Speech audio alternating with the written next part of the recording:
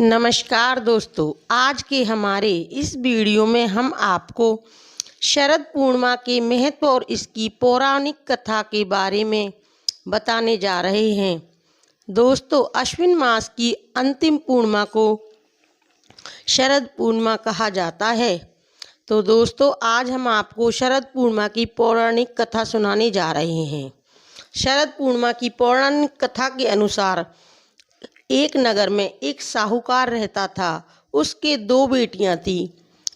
वो दोनों बड़ी ही धार्मिक प्रवृत्ति की थीं।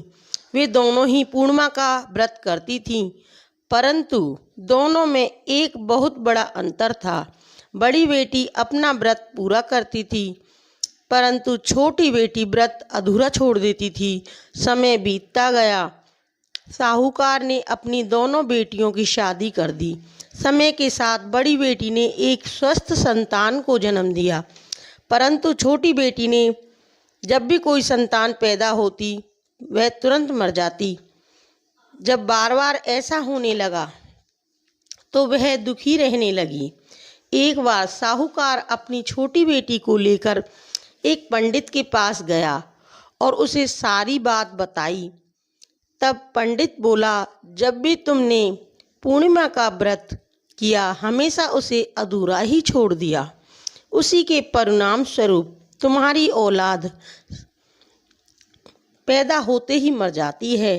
तुम पूर्णिमा का व्रत विधि पूर्वक पूरा करो। इसके बाद साहूकार की छोटी बेटी ने ऐसा ही किया। कुछ समय बाद उसके घर एक लड़के का जन्म हुआ, परंतु कुछ दिनों पश्चात ही वह लड़का मर गया।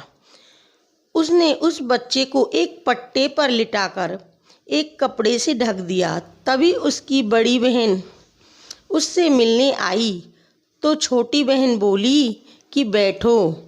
तब बड़ी बहन उस पट्टे पर बैठने लगी। तभी उसकी साड़ी से छूते ही वह बच्चा रोने लगा। यह देखकर बड़ी बहन नाराज होकर छोटी बहन से बोली, तुमने बच्चे को यहाँ सुलाया है और मुझे भी यहीं बैठने को कह दिया।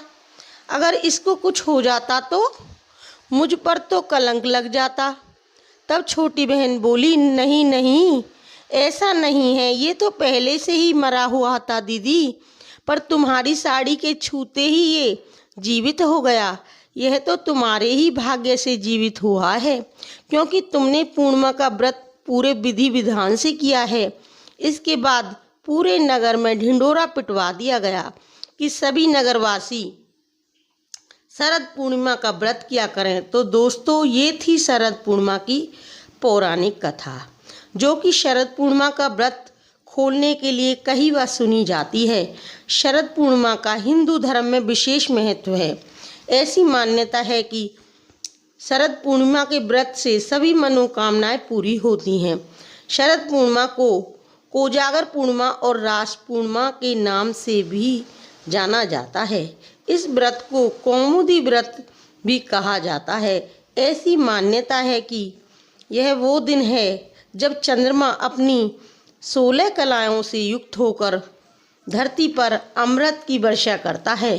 शरद पूर्णिमा के दिन चंद्रमा माता लक्ष्मी और विष्णु भगवान की पूजा का भी विधान है। साथ ही शरद पूर्णिमा की रात को खीर बनाकर उसको खुले आकाश के नीचे रखा जाता है। फिर 12 बजे के बाद उस खीर का प्रसाद ग्रहण किया जाता है।